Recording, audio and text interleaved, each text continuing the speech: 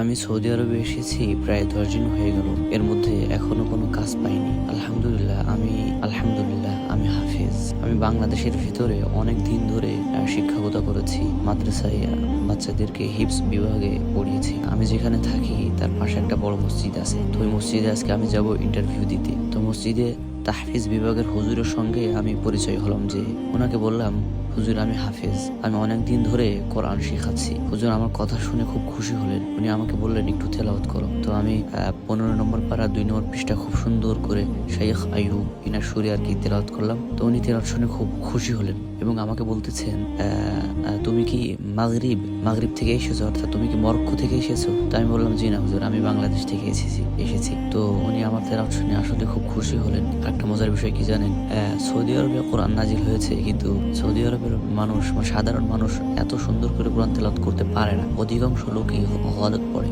সেই হিসাবে বাংলাদেশে খুব এখনো কোরআন সই শুদ্ধভাবে পড়ে। ওনাকে আমি সিভি দেখালাম। তো উনি সিভি দেখে আমার তেলাওয়াত শুনে খুব খুশি হয়ে উনি বললেন যে তুমি মক্তবে যাও, মক্তবে ওনার সঙ্গে কথা বলো। অর্থাৎ অফিসকে আরবিতে আল মাকতাব বলে। তো অফিসে যে আমি ওনাদের সঙ্গে কথা বললাম।